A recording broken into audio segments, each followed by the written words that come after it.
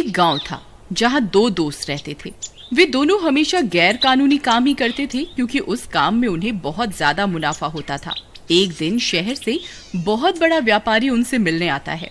मुन्ना और जगीरा, मेरे पास तुम्हारे लिए एक बहुत बड़ा काम आया है। क्या तुम दोनों उसे करोगे? जरूर जरूर, क्यों नहीं। अगर मुनाफा ज्यादा होगा तो हम कुछ भी काम करने को तैयार हैं। बताओ क्या करना है। इस काम में बहुत खतरा है। देख लो, सोच लो, अगर एक बार काम हाथ में ले लिए तो फिर पीछे नहीं हट पाओगे। अरे सेठ जी, आज तक हम किसी काम से पीछे हटे हैं क्या? आप बताइए क्या काम है। जो भी काम होगा हम दोनों उसे कर देंगे।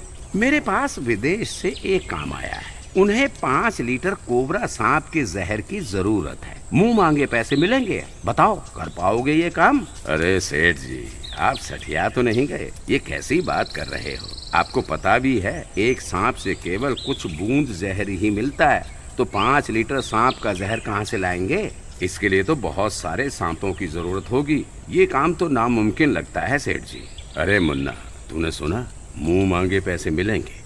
अरे बेवकूफ, अगर हमने ये काम कर दिखाया तो हम जिंदगी भर आराम से बैठकर खाएंगे।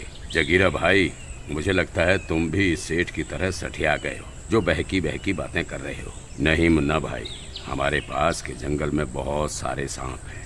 अगर हम उन सबको पकड़ लें तो हम 5 लीटर जहर इकट्ठा कर सकते हैं। अच्छा, और सांपों का जहर निकालेगा कौन? तुम्हारी अम्मा? भाई, सांपों का जहर निकालना कोई आसान काम नहीं है। ये जहर निकालना हमारे बस की बात नहीं है।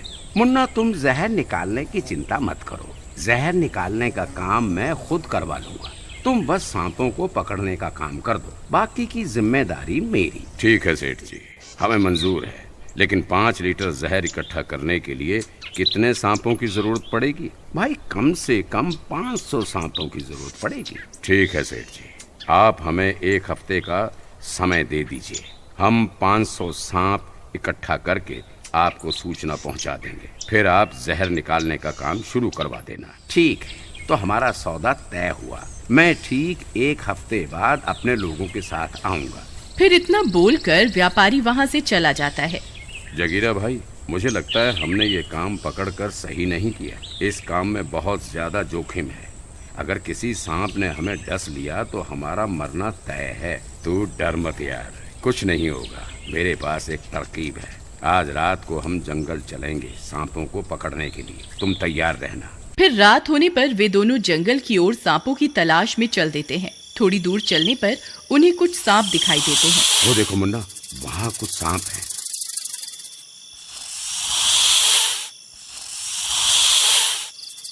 चलो उन्हें पकड़ते हैं। लगता है आज ये मरवा कर ही छोड़ेगा। हे भगवान, मेरी रक्षा करना। फिर वे दोनों जाते हैं और एक लकड़ी की मदद से सांप को उठाते हैं और एक बाल्टी में कैद कर लेते हैं।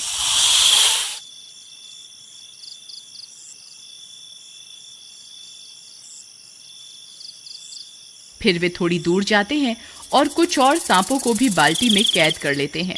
जगीरा भाई, मुझे लगता है हमने 100 सांप पकड़ लिए हैं। ये बाल्टी भी पूरी भर गई है। अब इस बाल्टी का क्या करें? हम इन सांपों को अपने साथ गांव नहीं ले जा सकते। अगर किसी ने देख लिया तो सारी जिंदगी जेल में सड़ना पड़ेगा। तुम सही कहते हो भाई, मेरे पास एक तरकीब है। हम यहीं जंगल में एक गड्ढा खोद देते हैं और इन सांपों को उस गड्ढे में कैद कर देंगे। फिर वे दोनों मिलकर एक बड़ा सा गड्ढा खोदते हैं और सारे सांपों को उस गड्ढे में डाल देते हैं और वापस अपने गांव आ जाते हैं।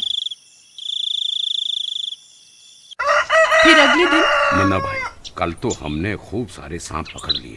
अगर ऐसे ही हमें सांप मिलते रहे तो हम 1 हफ्ते में 500 सांप तो पकड़ ही लेंगे। फिर पिछले दिन की तरह वह जंगल जाते हैं और बहुत सारे सांपों को पकड़ लेते हैं और उसी गड्ढे में कैद कर देते हैं। इसी तरह 1 हफ्ता बीत जाता है।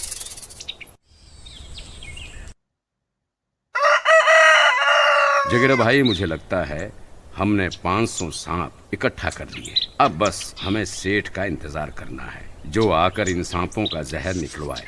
फिर हम माला माल हो जाएंगे। कुछ देर इंतजार करने पर उन्हें वह सेठ आता हुआ दिखाई देता है। वह सेठ अपने साथ कुछ लोगों को भी लाता है। मुन्ना और जगीरा, मुझे उम्मीद है तुमने अपना काम बखूबी निभा दिया होगा। हाँ सेठ जी, हमने तो अपना काम बखूबी कर दिया है। अब आप जहर निकालने का काम करो और हमें हमारे पैसे दो।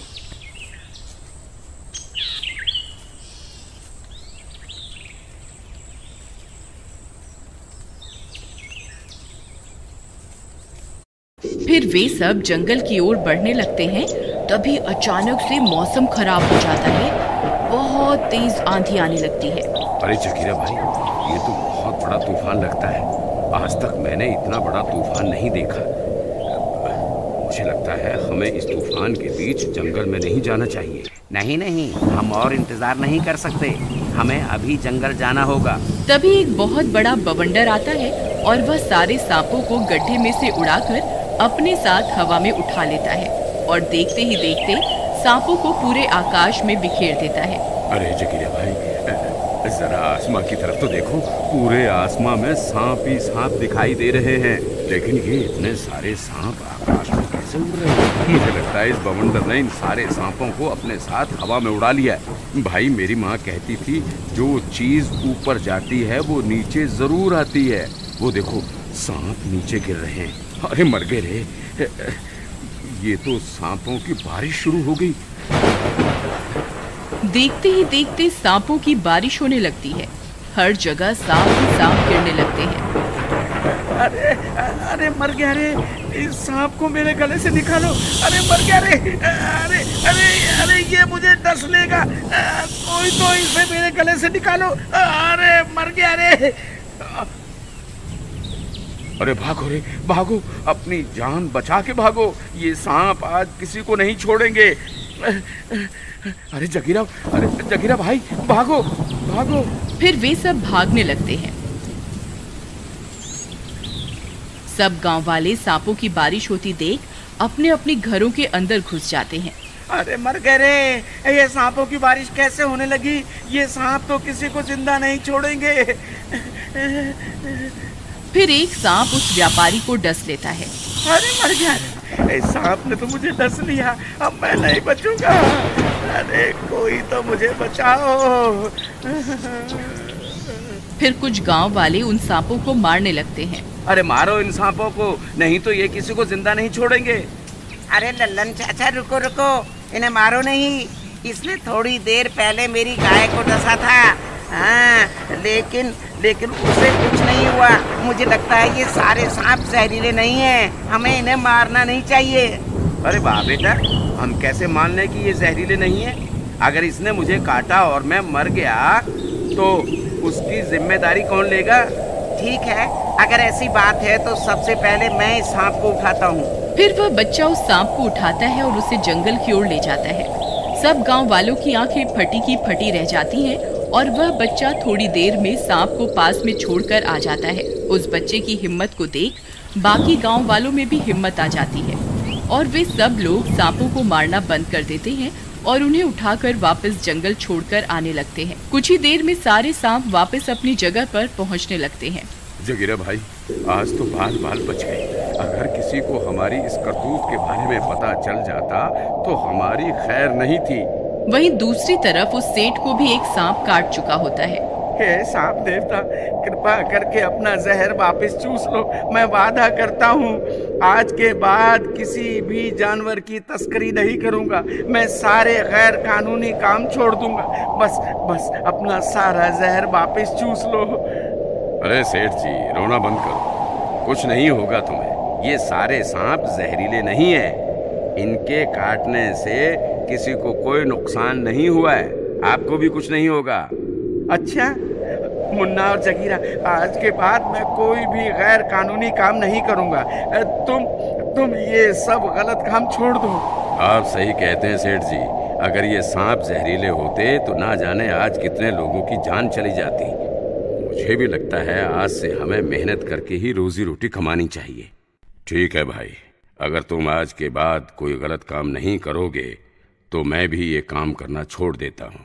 हमें सांपों से दूरी बनाकर रखनी चाहिए, लेकिन उन्हें मारना नहीं चाहिए, क्योंकि हर सांप जहरीला नहीं होता। ये कहानी कहीं ना कहीं अगर आपके दिल को छुए तो प्लीज लाइक जरूर कीजिएगा। Humanity should be our race, love should be our religion.